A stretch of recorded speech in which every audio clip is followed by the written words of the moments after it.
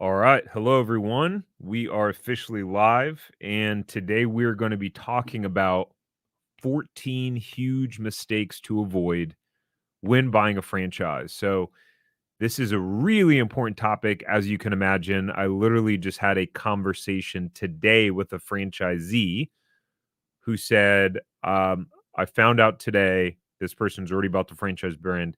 I found out today that the franchisees on average were only making about 12% profit margin. And that's the good franchisees. There's a lot of franchisees that are actually unhappy in the system. So the point of today is to help you learn the 14 mistakes to avoid when buying a franchise so that you can not just avoid buying, the wrong franchise, but you can make sure you buy the right one that is in alignment with your goals and that can give you the proper return on investment and add to your quality of life, not take away from it.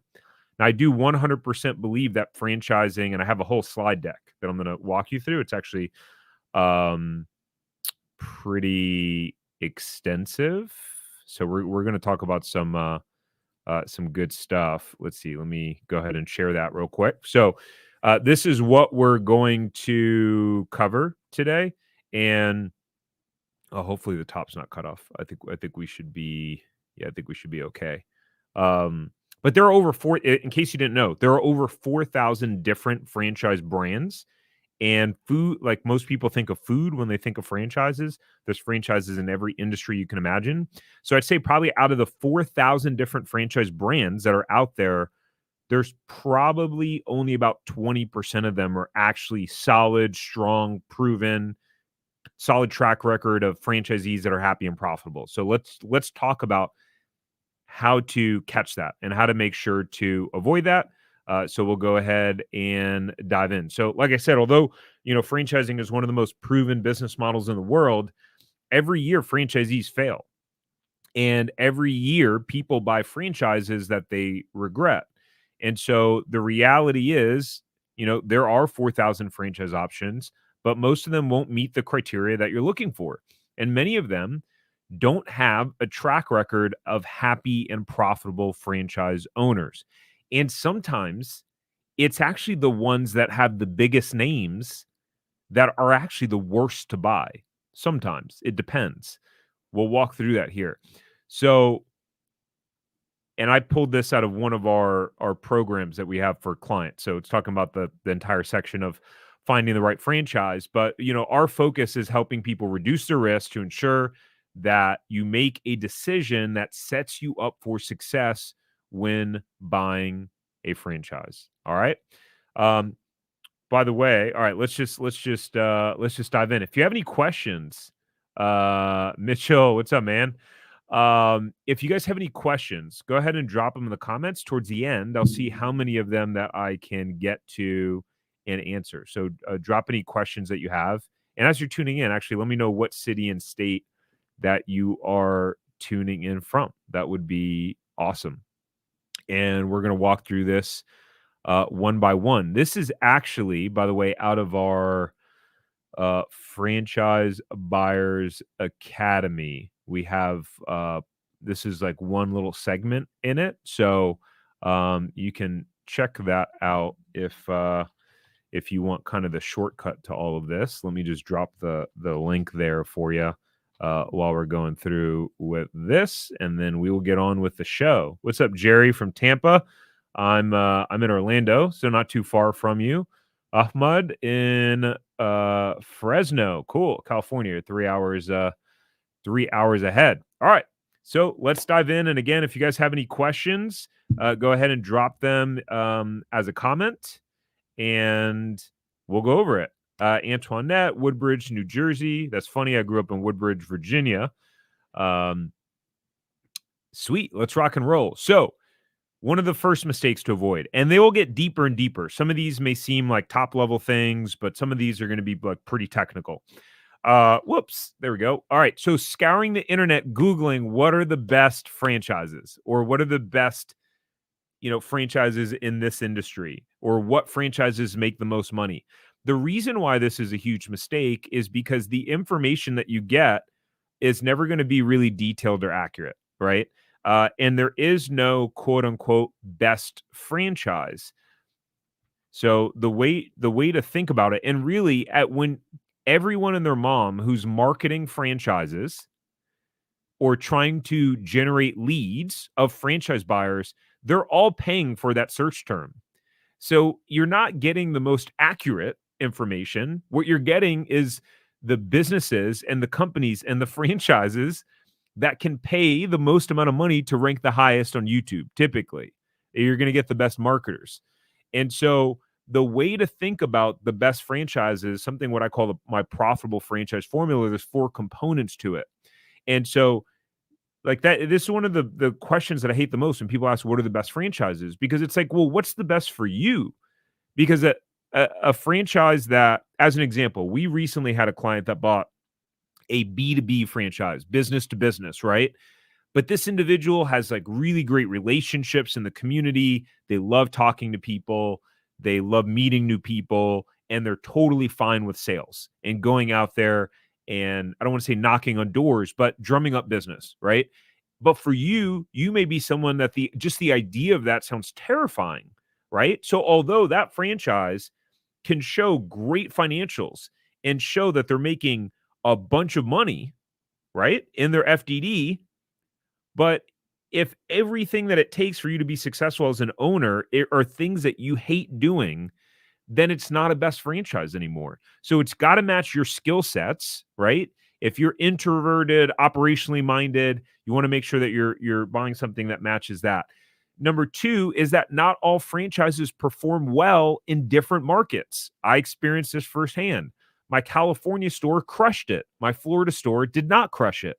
There's a variety of reasons. I talk about it in other content that I do.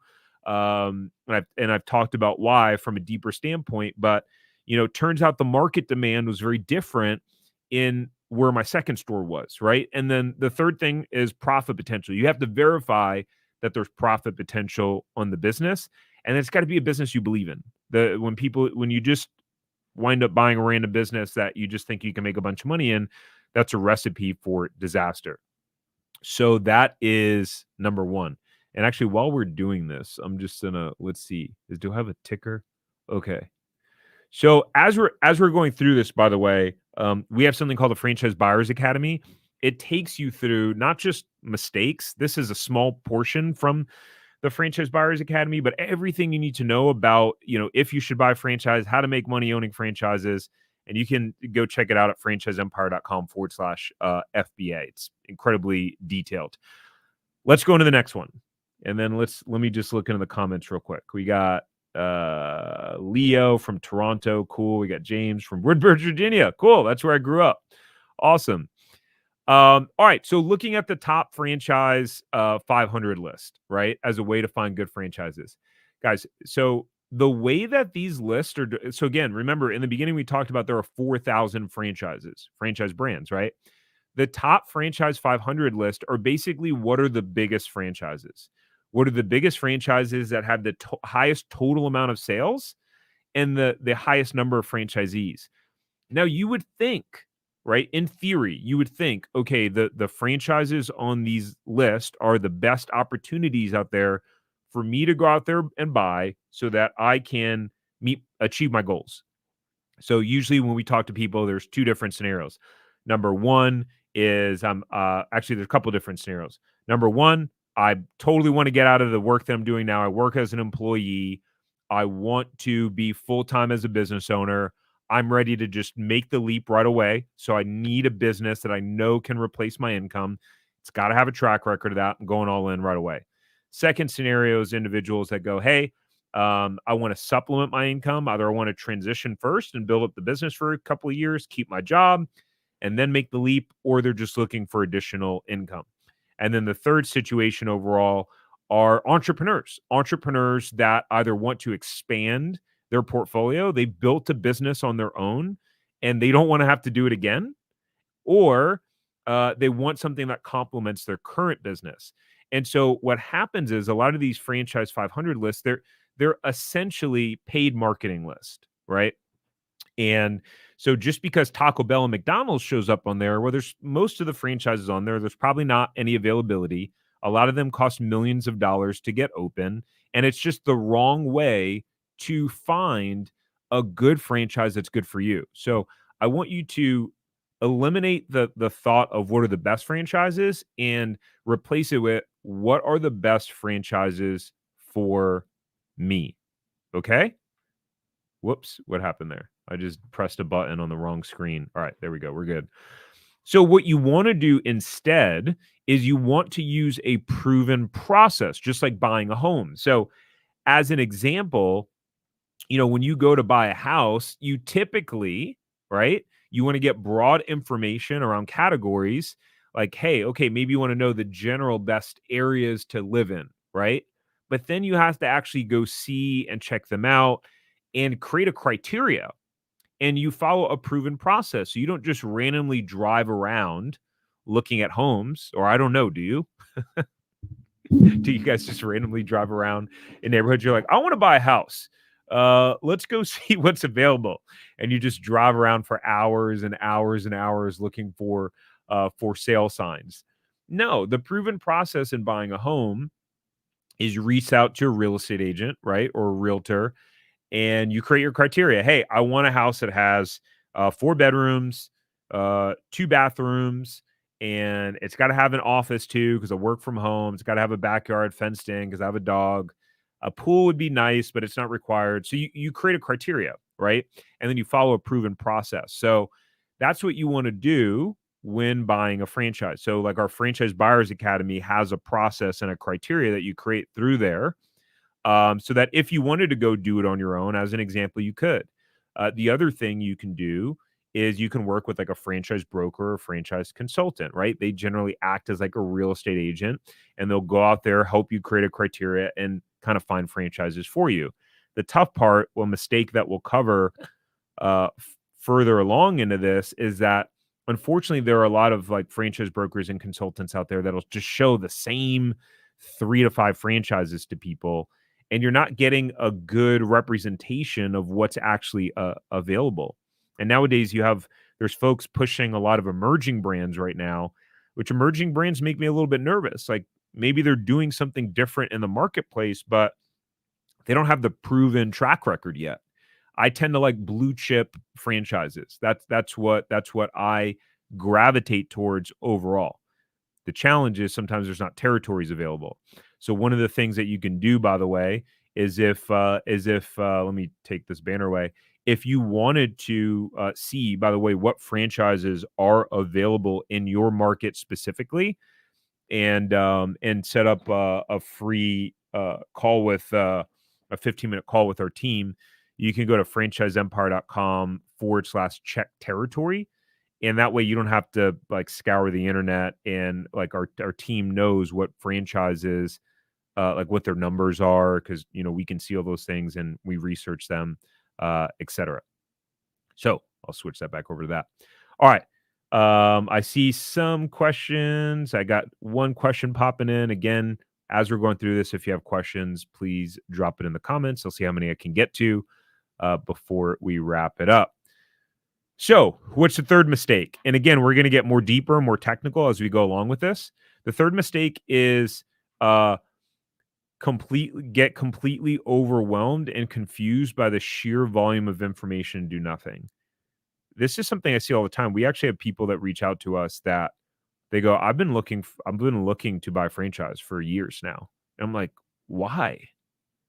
Well, I don't know. It's just like hard to find. I couldn't really figure out what were the good ones, what were the ones that made money, which one I really wanted to buy. It's just there were so many options out there. I got overwhelmed and just kind of confused. So I just gave up. And I'm like, oh, that's really interesting. So that's definitely not the way of going about it. Our average client, they when they start working with us, they get introduced to the franchisor within 2 weeks, that they wind up buying, and they sign their franchise agreement in less than 4 months. The longest part is due diligence. Like literally they're starting a conversation usually around 2 weeks after working with us, and then Then it's you go slowly and methodically through due diligence. We'll talk about that more later. A lot of people do it opposite. They find a franchise, they get really excited, and then they buy it, and people will regret it because they moved too quickly and they didn't know how to do due diligence. So really, the process that you want to use instead of getting confused and overwhelmed is we narrow it down to three main parts. You want to focus on finding the right franchise, right? So having a specific criteria, and knowing exactly what it is that you want, what it is that you're looking for, make sure that it matches that criteria, just like you would with buying a house. You know, again, I want this many bedrooms, I want this many bathrooms. Generally, I want this amount of square feet, right? So there are things that are non negotiable for you in your criteria, and there are some things that are negotiable for you in there.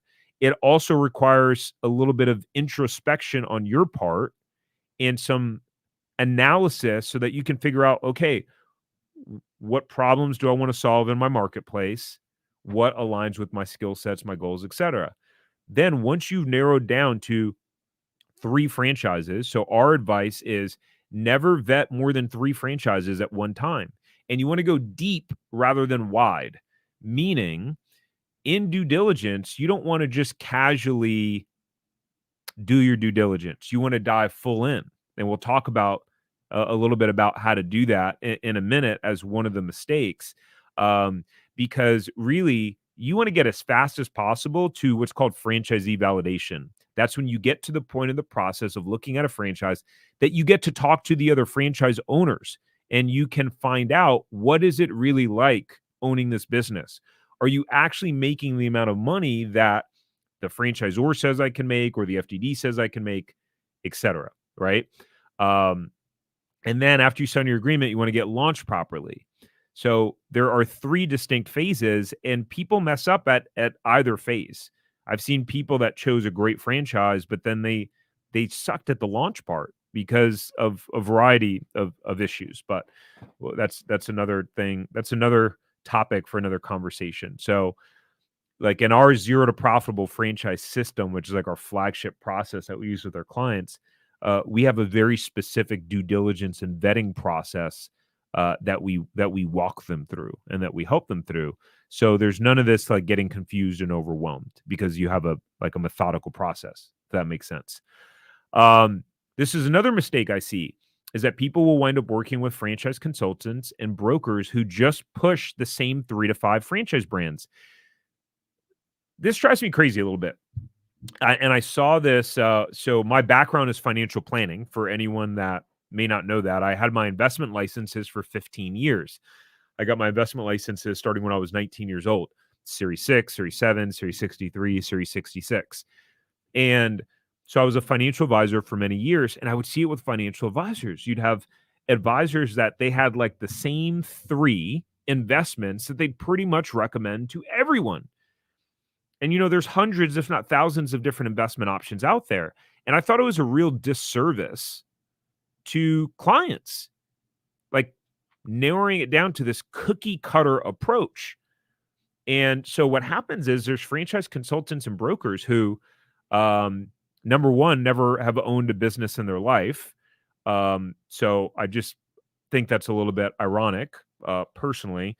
But then they'll just push the same 3 to 5 brands because they know that those 3 to 5 brands, they think they maybe think that they're good brands, or it's what's hot, right? And what's selling, and or what which franchisor has the best sales process.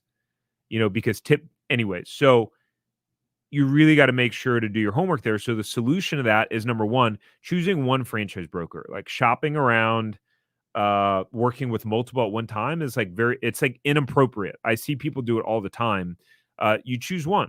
So you interview some if that's what makes you feel the most comfortable, and you stick with them.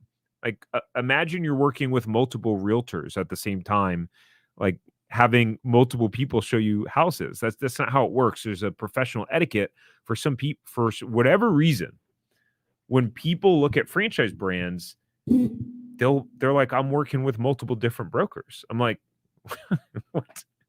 I don't know. Maybe that's how you roll. Maybe that is how you roll, right? It's like the difference between being monogamous, mono I'm saying the wrong word. It's towards the end of the day. I've been talking all day. Um, and we'll get to those questions in a little bit. Yeah, we have a hybrid approach, trendy for threads. We do franchise brokerage, which I don't like the word franchise consulting. I think it's not an accurate representation, because typically consultants are paid for the service that they provide regardless of like the outcome, right? So, but in the franchise consulting and brokerage world, just like real estate agents, you're paid at the end of the transaction from the seller. So they get paid from the franchisor. So I don't think the word consultant, I think it's misleading. So I think the term franchise broker is more transparent. Like, you're brokering the transaction and you're going to get compensated for doing that. Just a personal thing. So make sure that they don't push the same 3 to 5 brands. And another thing too is that about what I've seen from my experience, this is not any sort of real data. This is an anecdotal estimated amount, but what I've seen is about 95% of franchise brokers and consultants I know, they don't talk about resales at all. They don't deal with them. They don't show them to clients. They don't understand them. They don't understand how it works. And it's actually harder to navigate as a professional guiding someone through the process of buying a resale, because it's more complex. There's a lot more due diligence and there's a lot more moving parts that have to happen. That's one of the things that we do for every client that comes through the door. We always look, as a standard part of our process, what resales are available in your area. Oh, funny story, guys. All right. So there was someone that had an appointment scheduled with our team, and they canceled the appointment. And sometimes with calendars, there's the ability to put in a comment. So we asked, like, what's the cancellation reason? And this individual said that they looked at the reviews on our website and that they thought that the reviews were too good to be true. Because we had put on one of them that the person was profiting from day one.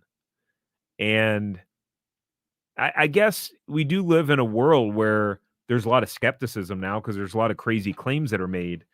But I actually responded to that person. I mean, we have so many people that we communicate with. I typically don't, but I was like, well, that person bought a resale, a franchise business that was already profitable. So that's why they were profitable from day one. It's not anything too good to be true. I don't know. Anyways, I thought that was interesting. So I don't know if they've responded. That was yesterday, but there we go.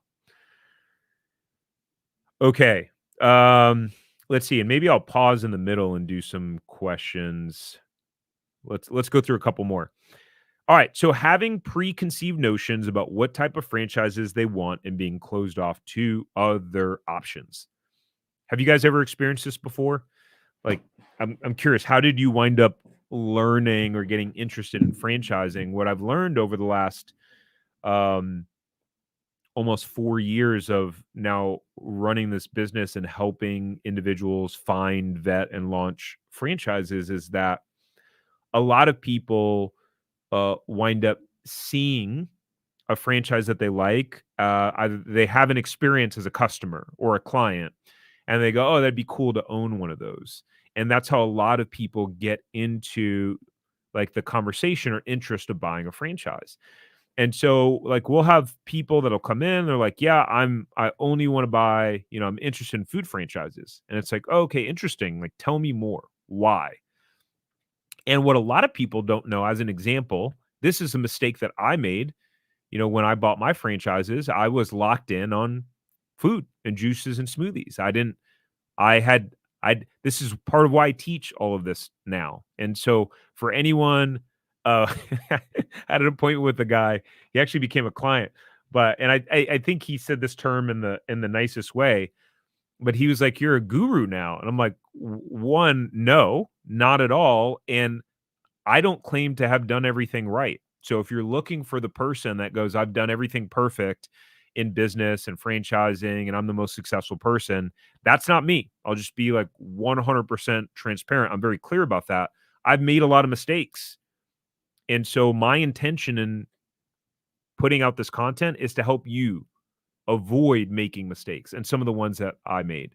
So as an example, what a lot of people don't know is that food franchises have some of the lowest profit margins in all of the different industries. Actually, food in general as a business segment outside of franchising is known to have very, very thin profit margins.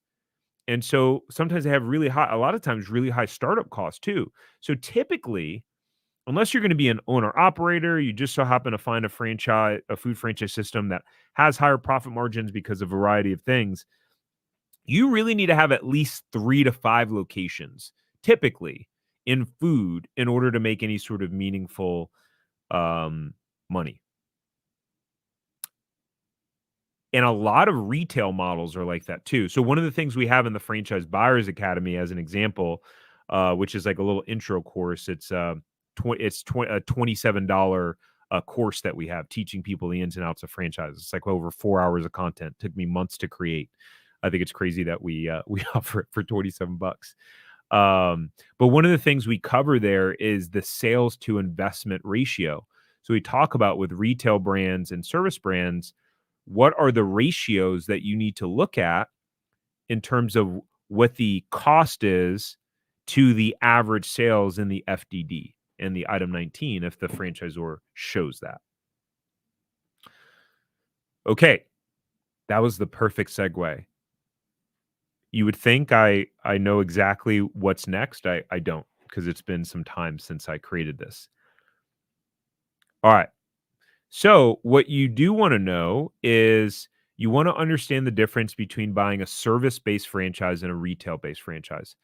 Uh, it's interesting because I don't know all of the people that are watching live right now or the people that will watch the replay. What I don't know about you is what your exposure to knowledge about franchising is, or did you just start thinking about it or looking? Have you vetted a bunch of different brands? Maybe you're a franchisee already. But what I've found is that most people don't realize that there's service-based franchises and retail-based franchises. So as an example, there are franchises in many different industries where you're signing a commercial lease in, ideally like a shopping center, and that's a retail-based model. And so there are a lot of pros and cons to that. We talk about that in the Franchise Buyers Academy. Just to throw a couple off the top of my head. Well, number one, it's going to take you 9 months to a year to get open after you sign your franchise agreement. So if your priority is, hey, I want to get into business ASAP, like I'm really itching to start my own thing. A year from now, I'd like to be in X situation where I've already generated this amount of profit. Well, that's not going to happen in a retail model because it's going to take you about a year to get open. The process of, I'm not going to go through it here because I don't want to make this longer than it needs to be. But there are great service brands that are, you don't need a retail location for, and you're going out there providing a service. And you can have an office location. Some of them you can work from home, but then the startup costs tend to be lower as well. And you're not signing a 10-year commercial lease that you're personally guaranteeing. So there are all these pros and cons. I break it down in detail in the Franchise Buyers Academy. But what I find is that most people have no idea. And they're just like, oh yeah, I want to have a wellness franchise. I want to have a gym or a fitness franchise. And it's like, well, that costs $450,000 to get open, and the average sales is $600,000. The math isn't mathing. And then you'd have to sign a 10-year lease.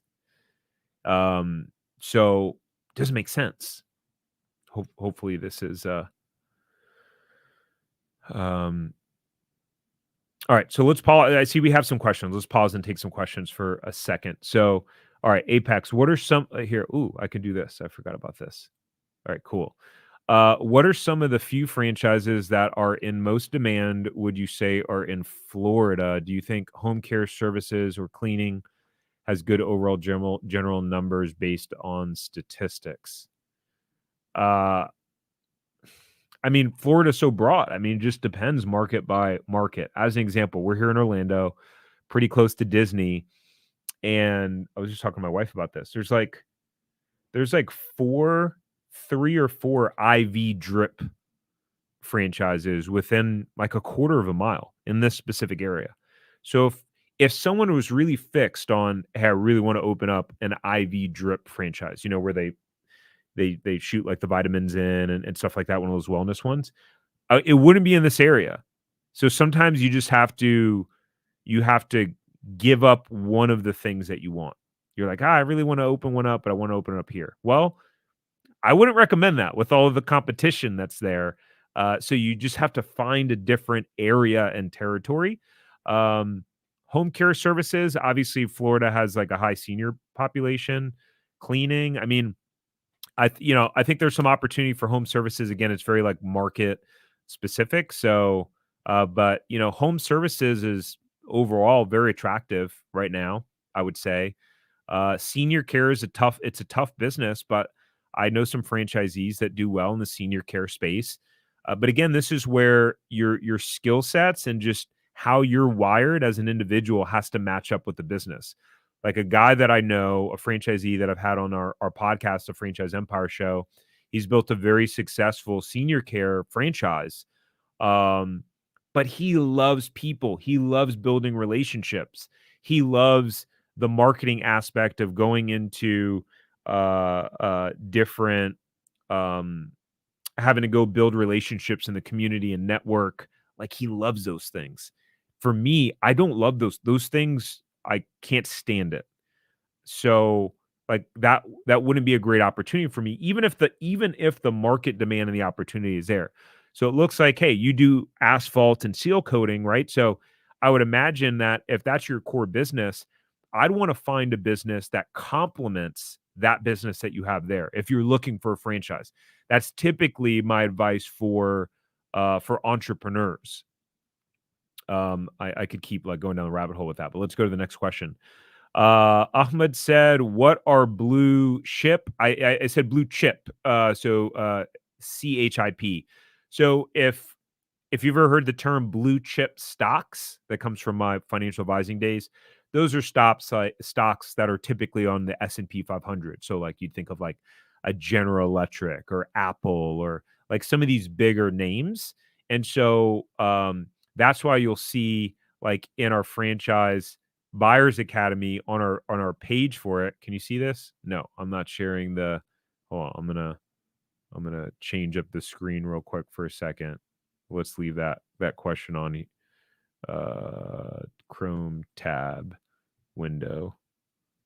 Um, so like on the headline to the website for a franchise buyers academy, it's making money using blue chip franchises.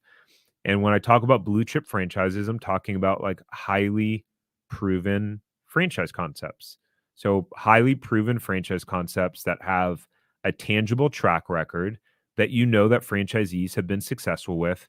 Typically, they're going to have at least 50 or more franchisees that are already operating. So, the model's proven, right? The model's proven, and you're able to talk to a certain amount of those franchisees that are able to validate that the amount of money that they're making and that they're happy and that they're profitable.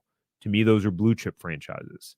They've been around, they've stood the test of time. They haven't been around for a year or two. You're talking, a solid 5-10 years or more and a solid track record. Hopefully that answers your question.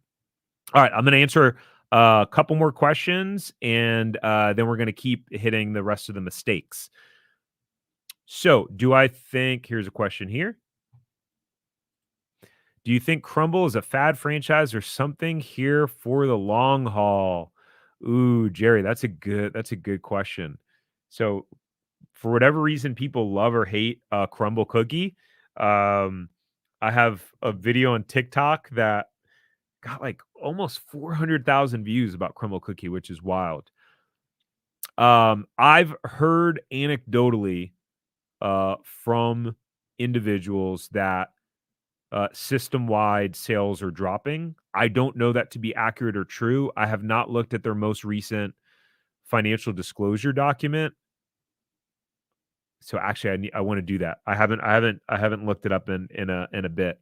I know for a while that the average sales in one of their previous disclosure documents was like 1.8 million. I'm curious what it is now. But yeah, I don't know, to be honest. I know there's one that just opened across the street here, and it doesn't seem busy. But there's another one by our house that is busier. So I don't know. It's a good question. But either way, they're sold out across the country. What you'll see is there's a lot of resales now for Crumble. There's some owners that sold at the high when they're at their peak. I think coming out of COVID, I saw that there were 2 locations that were packaged together that sold for 5.5 million. 2 locations. Now, granted, there were some locations that were doing a lot of money in sales, but my goodness, that would be heartbreaking if that person bought 2 at 5.5 million existing locations that were crushing it and then sales tanked, right? So, yeah, buying a resale is a whole nother thing. Trendy for Threads, I already answered your question. Is Franchise Empire a consulting firm? So yes, we do have a standard brokerage service, franchise brokerage service that we offer. We also have a more robust service where we provide more support, and that's a paid service where you have we just hold your hand more. You get all these modules, you get due diligence tools, all these different things. So we just want to help as many people as possible. Part of why I created the Franchise Buyers Academy, because it's $27 and it's like 4 hours of some of my best stuff in sequence, where you just get to like pretty much get your questions answered of like, should I buy a franchise? What are the best things to look at and kind of ways to approach it, mistakes to avoid, everything, like a one-stop shop, essentially.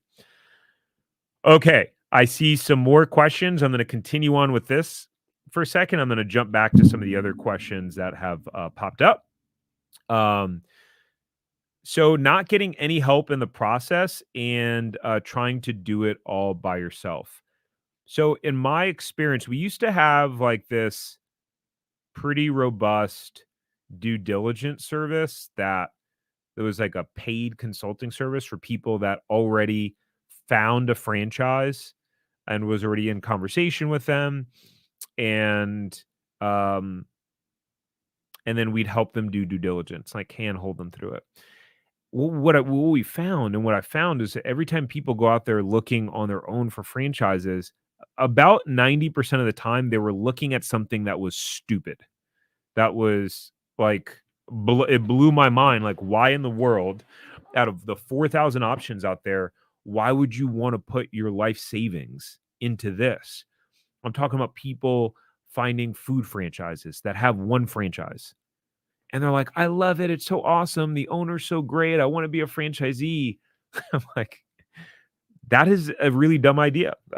Personally, that's my opinion. So it's important to get guidance through the process overall. Um, there's just a lot of different nuances. So my recommendation is to get guidance from experts with franchising experience. You know, it's the franchise brokerage and consulting world is not regulated. Like, you don't have to have any sort of, I was just talking to someone today about this. You don't have to have any sort of licenses in order to do it. So, which is one thing. Like when I was a financial advisor, I had to go through crazy hard licenses, studying for the series exams, series 6, 63, 7, all that stuff. So there's a certain professional standard there, but there's not in the franchise brokerage and consulting world. So it's a little bit of the Wild West out there. It's a little bit unfortunate. We see it all the time. People come to us having worked with brokers and consultants that were just literally just had a quick conversation with them and just emailed them like a few different names of brands and introduced them, and like they don't talk to them ever again, or they don't really provide any guidance or support. And it's pretty sad, actually. I know I'm chuckling, but I'm laughing because it seems so moronic to me. It actually pisses me off, because this is a big deal. This is a really big deal. So you got to do your homework, and you don't want to be rushed through the process as well. Doing due diligence is the longest part of working with our clients, and it usually takes a few months because we want to make sure that people do it right and correctly. So let's move on to the next one, and then we'll keep hitting some questions.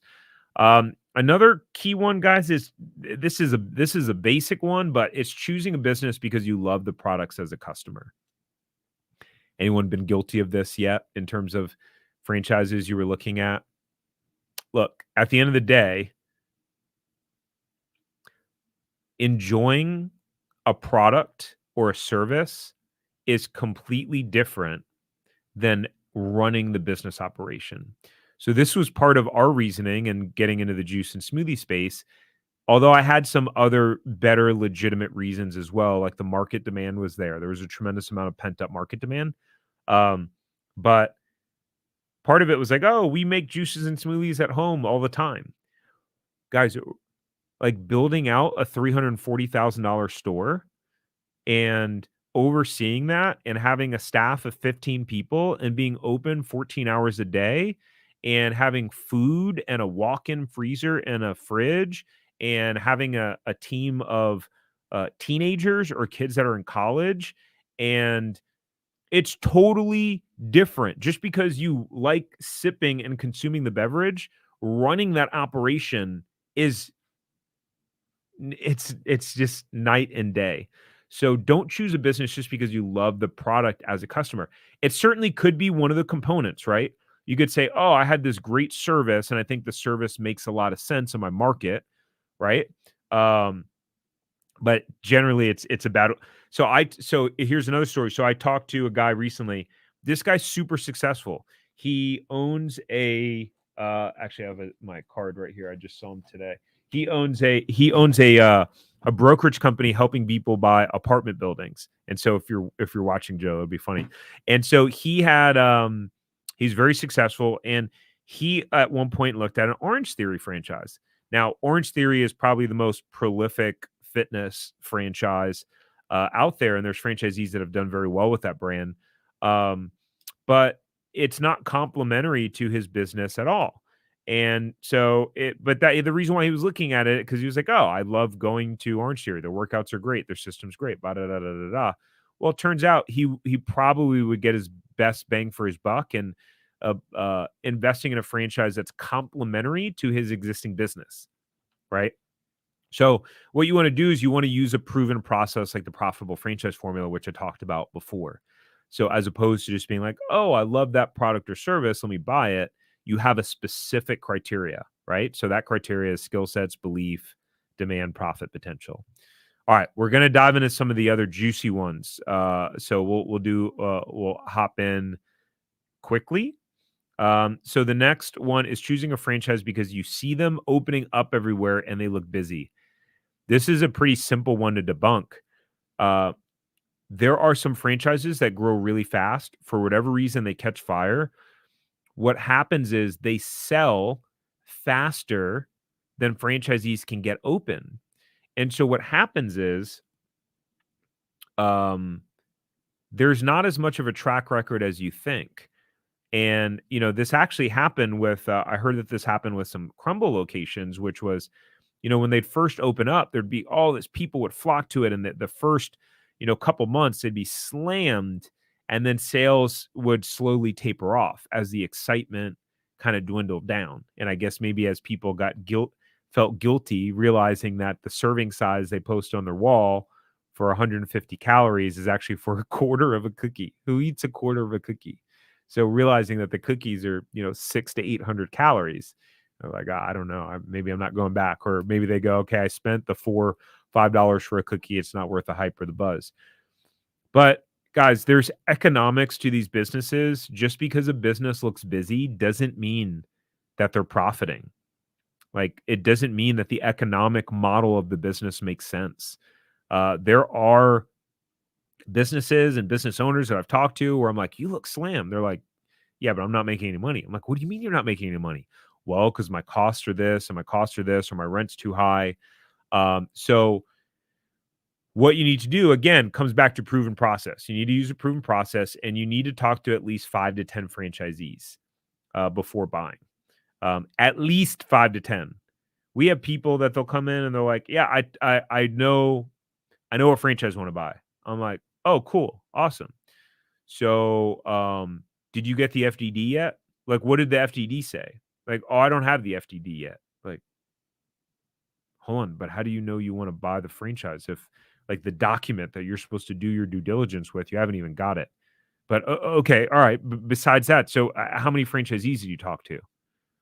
I've talked to one, and the the franchisor is the one that introduced me to them. I'm like, oh wow, you're in for some trouble. So you want to talk to at least 5 to 10 franchisees so you can confirm what's going on. You can talk to them and find out what's happening. All right. Let's keep rocking and rolling. Are you guys getting value out of this, by the way? Is this helpful? If so, let me know in the chat or the comments below if you find this helpful at all. My intention in coming on and doing this is to help you avoid making a bad decision, to help reduce your risk, and just put you in the best opportunity to succeed. That's my intention. I know that a large percentage of you will never communicate with us or a brand or our team, and that's perfectly cool. Like, I just want to help educate, help put the information out there, and some of you will take it and use it, and hopefully you like when you do, you'll send me an email or leave us a comment and go, Tarek, I followed your advice. I bought a franchise. Life is good. Everything's going great. That would be awesome. And for those of you who want access to like more of our condensed information and process, again, I think the best place to start is the Franchise Buyers Academy, because it gives you the best, highest level in sequence information that you need to figure out how to own a money making franchise, kind of what criteria that you need to put together, the numbers that you need to look for. We dive into specific franchise options and we pull up the numbers, we go over the profit margins, we go up how to scale them, how to hire. It gives you like the whole shebang. And it's, it's only $27. So I think it's like the best place to start. Easy to consume too. It's in this format. Again, this is one module from the Franchise Buyers Academy, right? So if you think this is helpful, and that link's there, franchiseempire.com/FBA. All right. So the next problem is overestimating how much you think you can make and not understanding the difference between gross sales and EBITDA, which is earnings before interest, taxes, and depreciation and amortization. That's a mouthful. So what happens is I just see it all the time. Just the individuals don't know the specific criteria and boxes to check on doing due diligence.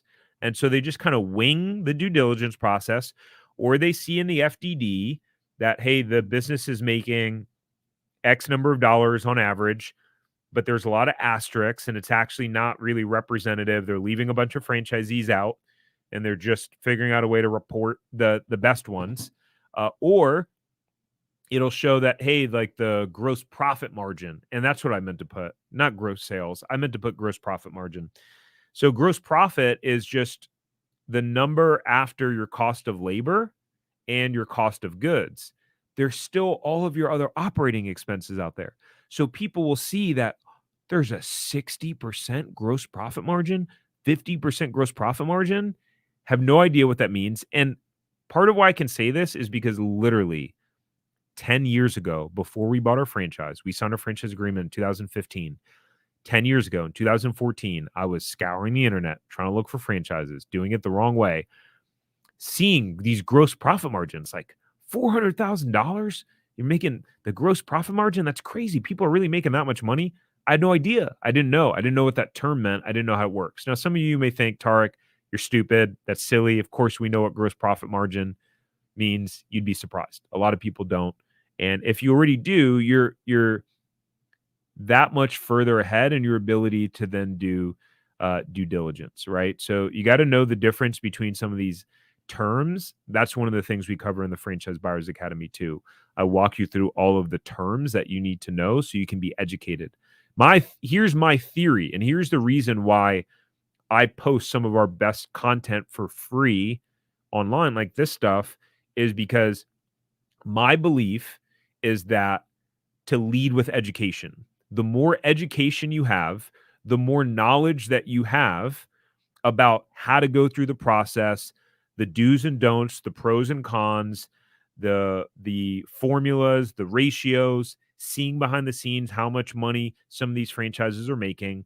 I believe with that information, you become more confident and competent in the process.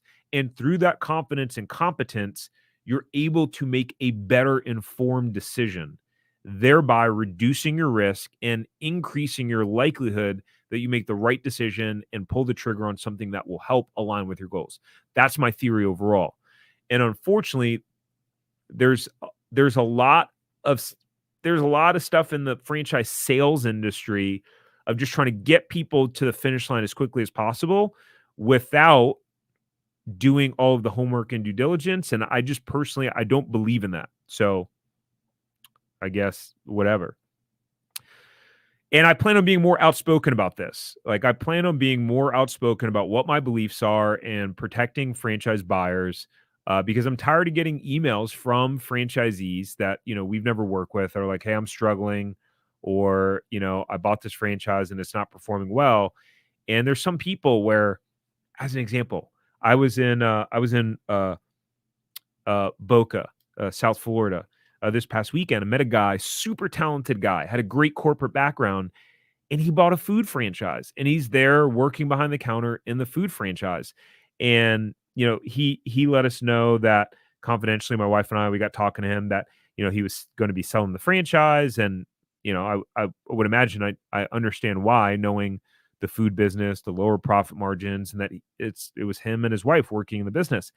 And as he's telling me about his background, I'm thinking, oh my goodness, it broke my heart that that was his experience with franchising, as a first business, because there were so many other businesses where he could have totally crushed it, that were in different industries, that were service-based businesses, that probably would have cost less to open, had probably showed higher average sales, had a better track record, and it just would have been more aligned to skill sets. Every day he would wake up knowing he's doing work that's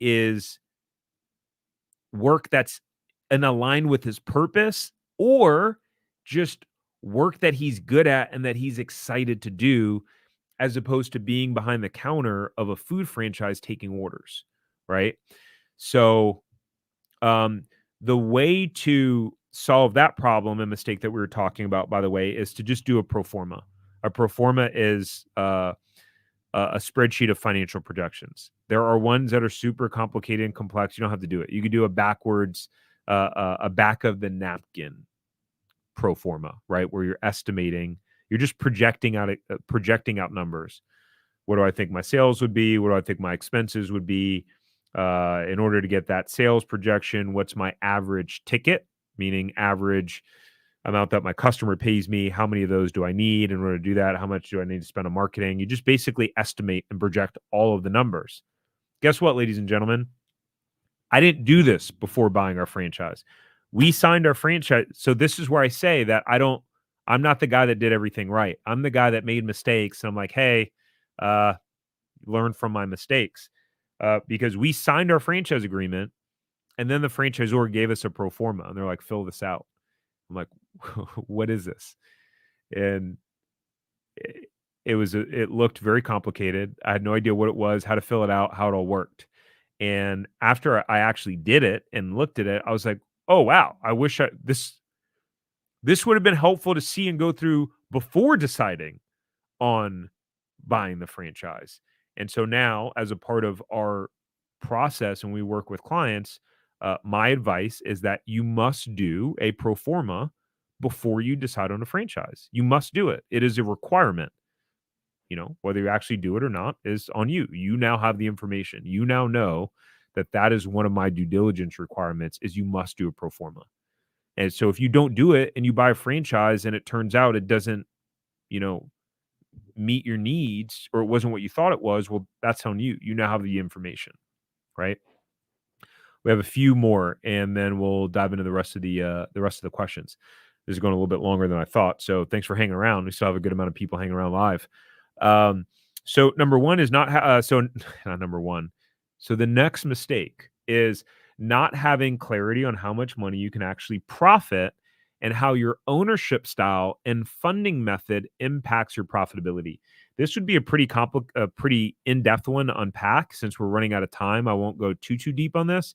But if you run the business as an owner operator where you are the manager of that business, you're going to show a totally different profit margin than if you run the business semi absentee, meaning you're not the one working in the day to day of the business or managing it, and you hire a manager.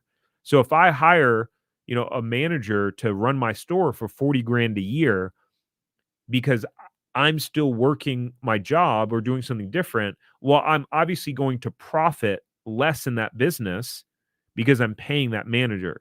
And then it really depends on, you can manipulate. Here's the thing that you guys need to know. Profit really doesn't matter. It doesn't matter because you can manipulate profit and how profit shows in a profit and loss statement. To Trendy for Threads points, it's all about total owner benefit, right? So someone could show, as an example, you could look at a profit and loss statement for any business, right? And see that at the bottom it says net income, AKA another term for profit, is 30 grand. And you look at that profit and loss statement, and you go, oh man, that person's only making 30 grand a year in their business. But it turns out they're actually on salary too.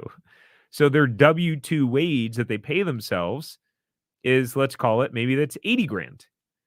So the total owner benefit there is already 110 grand, but the profit and loss statement shows they're only making 30 grand in profit. So it's not a true representation of what the owner is actually making. Then when you actually start looking into it, you look at the profit and loss statement more. Again, this is just a hypothetical example of a random business, right? You look at the profit and loss statement more, and then it turns out that this business owner pays for their health insurance out of their business, which is $1,000 a month. That's another 12 grand a year. That's another 12 grand you add as owner's benefit. It also turns out that they took a vacation that they combined with a work trip, and they were able to write off, and that cost 10 grand. And that's on the profit and loss statement. So you start adding all those things up, and that's what the total owner's benefit is. So this is where the devil's in the details, really, in a lot of these things. So you have to understand that stuff. And so, when looking at franchises, the way you do that is, number one, by a Proforma. We talked about what a Proforma is, right? And by talking to franchisees. Because a Proforma alone, you're guessing, you're making guesstimates. You got to talk to franchisees, have conversations with them, right? Hey, what does a good profit margin look like? What's a bad profit margin? What are your COGS? I just talked to a franchisee the other day and said their cost of goods were 30%. Why is yours 40%? Well, because I'm actually in a different market and it's more expensive here because of the shipping or whatever it is. Like, this is how you find out. And so that's a taste of, as an example, in our zero to profitable franchise system, where we go deep into due diligence, when after, folks, find and are talking to a few franchises. These are the type of things we walk you through and handhold you through so you do the right due diligence, because it's importante. All right. It's important. All right. So next one is getting so excited about a franchise after one phone call that you are already sold and have confirmation bias throughout the rest of the process. I unfortunately see this often. It drives me crazy. And yeah, I struggled to maintain my professionalism in that moment, because it's like, that's the dumbest thing I've ever heard. Like, I've literally had people that have had one or two meetings with the franchisor. Again, haven't got the FDD, haven't talked to franchisees, and they're like, "Yeah, that's the franchise I'm going to buy." I'm like, "What do you mean? You haven't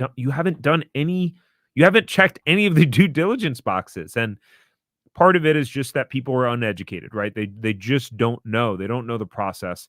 And that's why I put content out like this, so that you can be educated. So you got to do your proper due diligence, check all the boxes. Again, we have a whole due diligence system. It's phase 2 in our zero to profitable franchise system. It's the meatiest part of that program is due diligence. So there's a whole bunch of components out of there.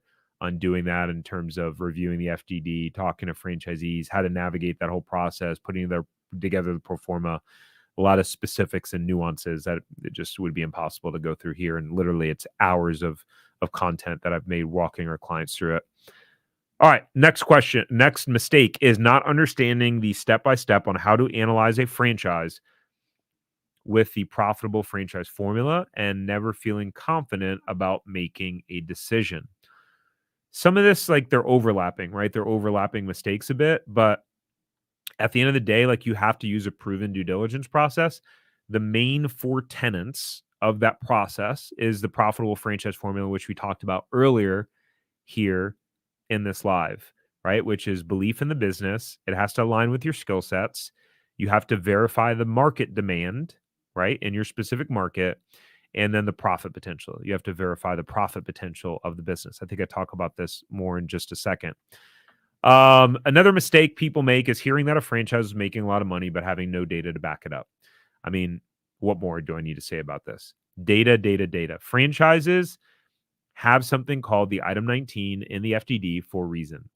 And so if a franchise does not show how much money you can make in the item 19, to me, that is a red flag.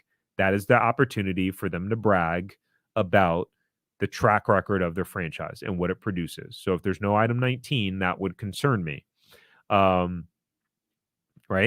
And so item 19 and then franchisee validation, right? So talking to existing franchisees, and sometimes you got to dig deep because people are embarrassed and they don't want to tell you that they're struggling. So they may, in franchisee validation, they may be like, oh yeah, it's cool, da da da, but it turns out they're actually not making money. So you got to be able to read between the lines there. Next mistake is not understanding profit and loss statements or how to analyze a business. So you just go with your gut on every decision. What more do I need to say about this? Look, gut instincts are good to a point. As an example, when we bought our franchise, my gut had told me that a certain location was going to be good, but then I backed it up with logic. I researched all of the development in the area, I researched the statistics, the metrics, and then was able to like justify my gut feeling with logic. And again, what helps with that is the Proforma. We talked about that. So, what's next? Again, our Franchise Buyers Academy. For those of you who like, you still you want more meat and potatoes of like, how do I really go out there and understand what are the franchises that are making money? How do I really know what are the ones that are right for me? Like, I want an actual like system and process to go through. Our Franchise Buyers Academy covers that. You can go to, like, if you enjoyed this, by the way, if you enjoyed this, the whole thing, this is literally not like 5% of the content that's in the Franchise Buyers Academy, except it's me recording it, going through it. And I do that on all sorts of topics like sales to investment ratio, how to scale, hiring, reviewing numbers and profit in certain franchises, like breaking it all down for you. So you go to franchiseempire.com/FBA. And so basically, you know, what it'll help you do is no more wasting time searching the internet for the best franchises or struggling to figure out if you should buy a franchise and which one. We have a lot of people that go through the Franchise Buyers Academy and go, have a totally clear idea now on like, yes, I do want to pursue franchising because now I have a clear reality of what the numbers look like and et cetera. And no more pushy franchise salespeople, right? Like you're just, yeah, that's not cool. Trendy for Threads question: does the academy complement working with a seasoned consultant? Yeah, 100%. Yeah, 100%. Because it's just impossible for someone to cover the level of detail and nuance that's covered. I mean, it took me months to put the Franchise Buyers Academy together. We tested it. We ran it as a beta first. We got feedback, then made changes. So I think there's about 4 to 5 hours of detailed content that's literally broken down in like PowerPoint format. So yeah, it's impossible. This is part of why we use these education platforms and courses and videos for our clients as the foundation, because it's like, okay, we might have a 1 hour Zoom meeting it's impossible to cover all of the nuances and details in that meeting. And then I'd be repeating myself every single day, day in, day out, day in, day out. So yes, it does complement. And so after the Franchise Buyers Academy, the result that you'll experience is one, you'll get a behind the scenes look into specific franchises and exactly how much money they're making. So we pull them up, break down the sales. For some of them, we break down the profit percentages if they're disclosed. And then I talk you through all that and how it relates to how you need to go about the process. You'll walk away for sure with a clear answer once and for all on should I buy a franchise? It'll provide you that clarity. Um, and then you'll also have proven frameworks for finding money making franchises. And we go over in there how you scale them into multiple units that can then be sold for a lot of money. So I literally break it down and show you how do you go from owning one unit to then owning multiple units. I break it down with service models and retail models.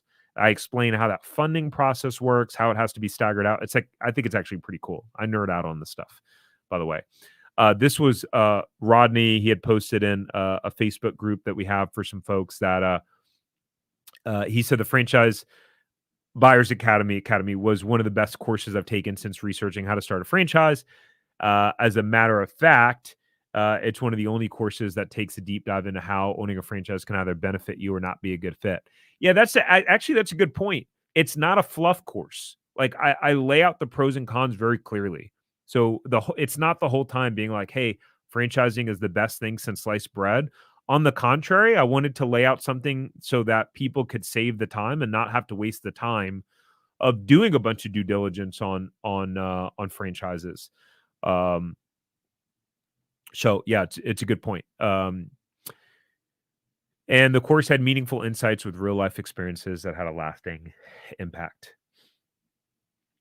Trendy for threads. Your question. Hey, what just happened? Okay, there we go.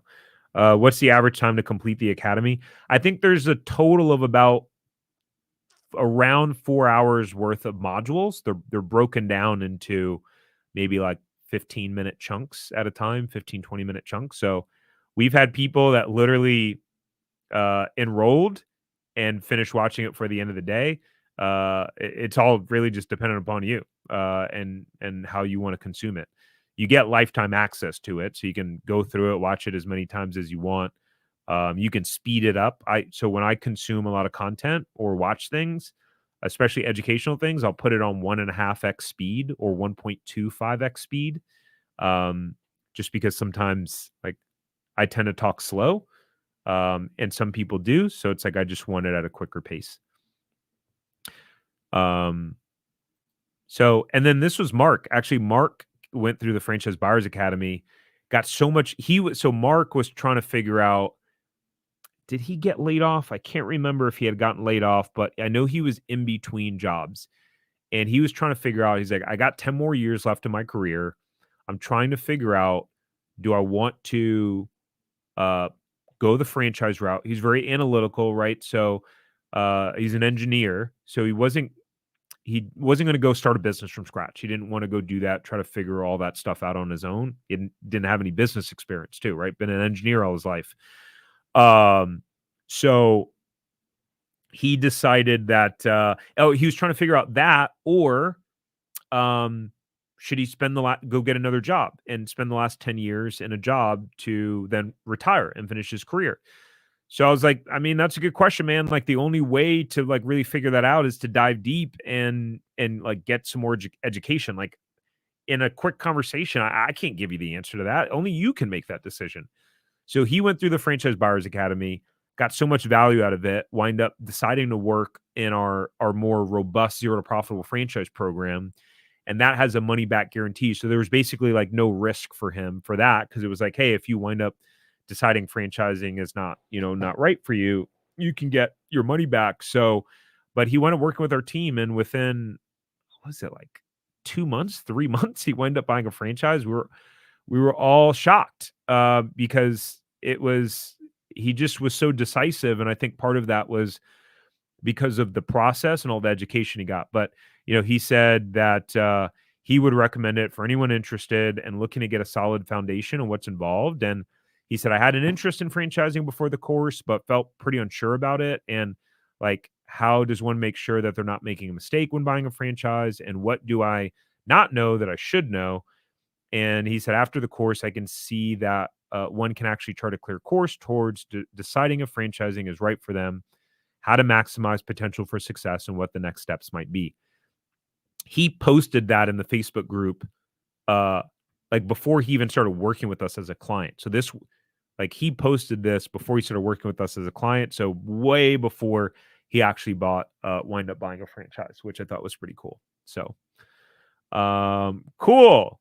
Training for Thread said, great. I'll be purchasing the Academy. Awesome. Excited that you're going to do that. I hope you'll get a lot of value out of it.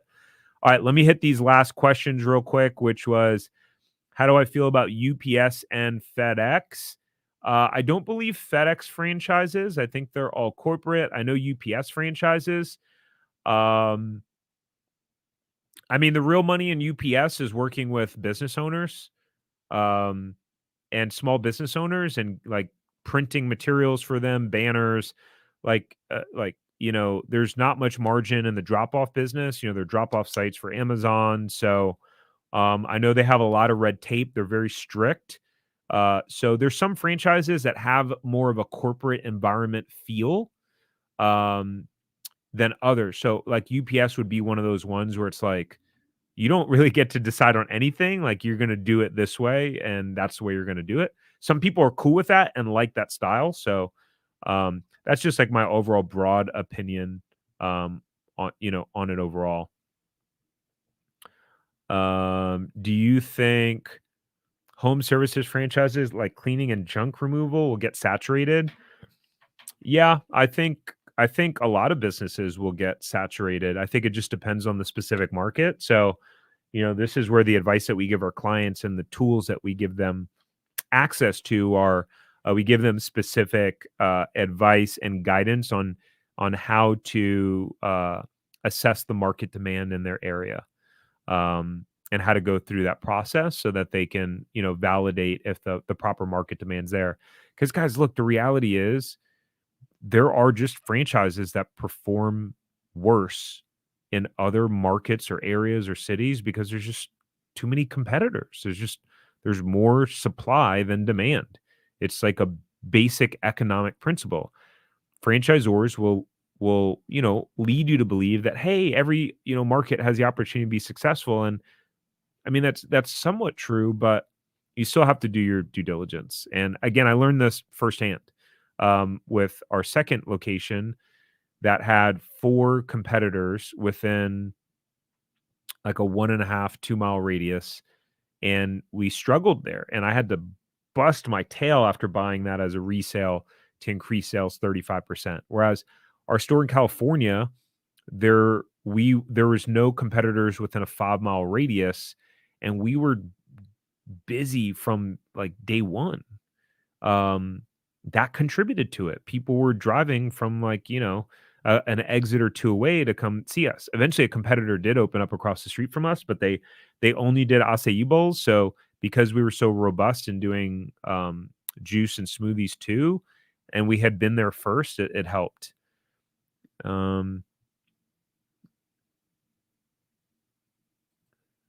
Okay, and I know we spoke about Florida home health franchises. We're currently assessing Homewell. Oh, here we go. Let's see. Or Touching Hearts at Home. Do I have an experience with any of them? No, I don't. I haven't heard of either of those franchises. What's your opinion of Neighborly franchises, Ahmad? Well, Neighborly is the 800-pound gorilla in the home services space. They're the largest home services franchisor. I think they have like 20 something franchise brands within that franchise system. I would say it's certainly one where like they're going to have the model spelled out with their franchise brands. Yeah, like you're going to know if it's proven or not. Just talk to a bunch of franchisees.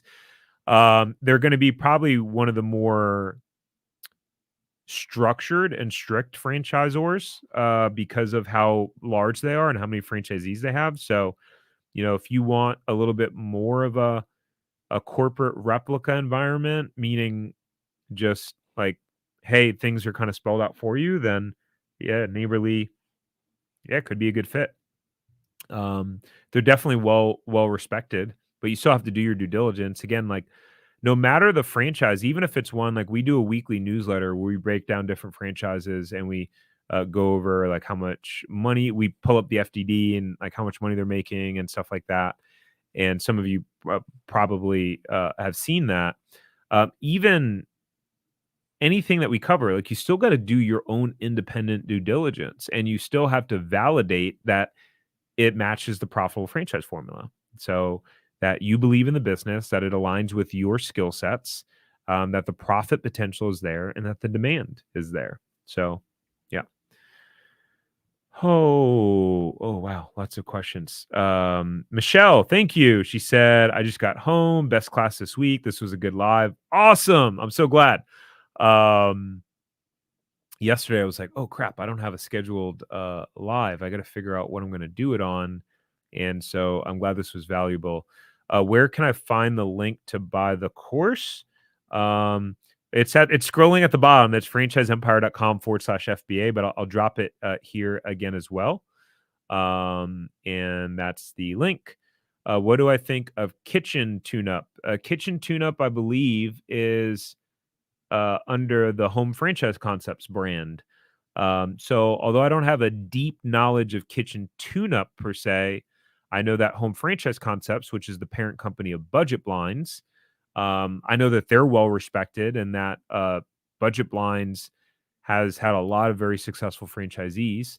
Um, so again, you still have to make sure it aligns with your skill sets. You still have to validate the profit potential. You still have to make sure the demand is there, and that you believe in the business overall. Do I see pool care, pinch a penny as recession resistant? That is a very interesting question. I would say sort of, because the base model of pinch a penny is the recurring income from uh, service clients, right? So you have a certain amount of clients um, that you that you clean pools for, like monthly or weekly, and it's a recurring revenue. So I don't think, generally speaking, no matter what's going on in the economy, I think people are going to want their pools clean. They're probably not going to change that. But I think a lot of pinch a penny as well is maintenance, or the service calls. So when things break, so pool pump's not working, heat pump's not working, those sort of things. And there could be some of those elements where people choose not to get something replaced if it's more optional, because of money. Um, so yeah, we actually have a client that we're coaching as we recently rolled out. We're only working with just a handful at the moment, but we have some current and past multi-unit franchisees on our team at Franchise Empire. And we've actually started coaching franchisees now. So we have franchisees that come to us so that we had a gentleman that bought a pool franchise business that was doing a pretty significant amount of sales, but it was a turnaround opportunity. It was actually owned corporately by the franchisor, and it wasn't doing well. It was being run improperly, and so he bought it. And so our team's actually been coaching him. Um, he went from he had a pretty cool actually feedback and testimonial about how he went from losing, like the business showed $100,000 loss in Q1, and they're trending break even now after after some of the work he's done, which I thought was pretty cool. But yeah, there is I don't want to say there's some money in the business. You obviously have to look at the FDDs for franchises to validate how much money there is. But yeah, I've been impressed at some of those pool franchise businesses in terms of like what they've sold for. I actually saw a pinch a penny that was selling for a good bit of money. Um, yeah. Anyways, what's weird though about pinch a penny? Actually, what I learned, this is where there's just nuance to everything, right? So I looked into a pinch a penny resale at one point, But what happens is you can't finance them with SBA because the franchisor takes a first lien position. And in order to get an SBA loan, SBA has to take the first, or the lender has to take the first lien position on the loan. I was like, whoa, that was interesting. And this one was selling for like over $1 million. It was selling for like 1.2. I was like, interesting. I don't know how that, I mean, I know how someone would finance it, but it's like SBA tends to be the main way.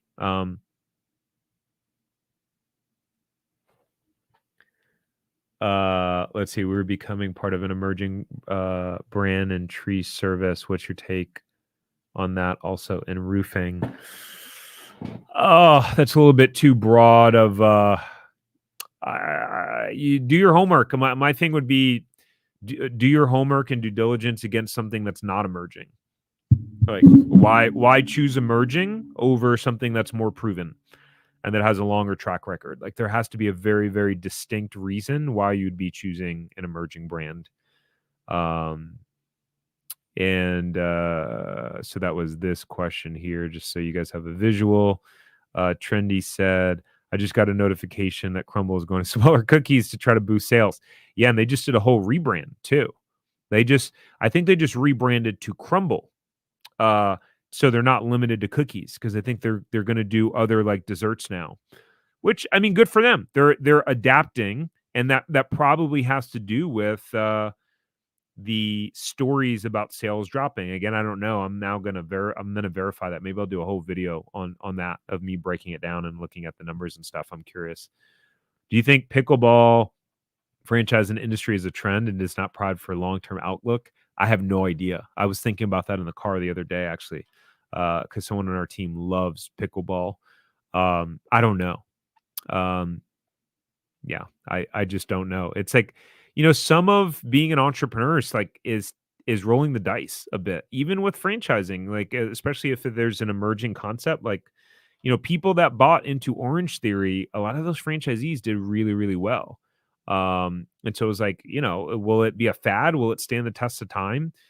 Orange Theory has shown to have a cult-like following, and it has stood the test of time so far. But most fitness franchises like that don't. A lot of them have a life cycle. So I don't know. You're one of the few channels I watch trust starting to see franchise gurus pop up, which is concerning. Always enjoy the content. Awesome. Thank you. Appreciate it. Always just try to just provide helpful stuff. Can I reach out to you for that person's name? Trendy, what person's name were you talking about? I'm confused.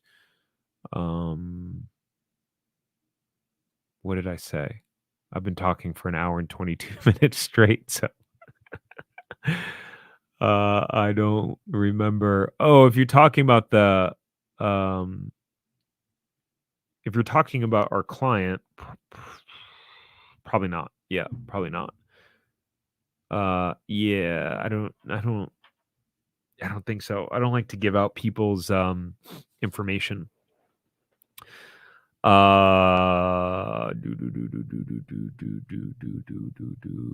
Jersey based, but you would like Trini. Like my advice would be to talk to franchisees with Pinch a Penny, and you can find that information in the franchise disclosure document. So you'd want to talk to franchisees within that specific brand. Like the guy I was talking about, he didn't own a Pinch a Penny. He's with a different brand. Yeah, he's with a different brand. They already have five franchisees is not proven, Michelle. As a part of due diligence, you need to talk to 5 to 10 franchisees. So that's, I mean, it's definitely emerging. 5 franchisees is cool, good for them, but again, what's the benefit of going with a franchise brand that has 5 franchisees as opposed to one that has more of a track record and has 25 or 50 or 75? Or that's one of the mistakes people make. So I would just be cautious there. And when you wind up liking a specific category, my advice is to do due diligence on franchises that compare. That would be my answer.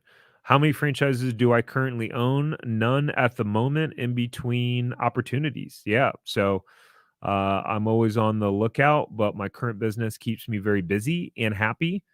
And, I think that's something that, it's a question that people, like some people, franchising is not the right fit for. Like sometimes we have people that reach out and they're like, hey, I have this business and I want to buy a franchise. And it's like, well, why don't you just grow your current business? Like, and they think that buying a franchise is going to solve their problem, right? And so, like, we will actually talk people out of buying a franchise when we think it doesn't make sense. Like, okay, you're busy, you're overwhelmed, you have a lot of work, but with your business, but you want to buy a franchise because you're now you don't like your business anymore. Like, I think that's a recipe for disaster, personally. So,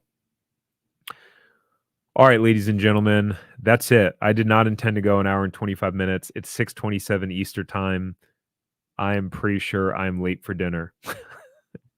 So if you got value, thank you, thank you. If you're watching on YouTube, by the way, thumbs up the video. That would be very helpful. And every Thursday, my intention is every Thursday to do this at 5 p.m. Eastern time. And yeah, I look forward to seeing you guys on the next one. Thanks for showing up and staying on. Peace.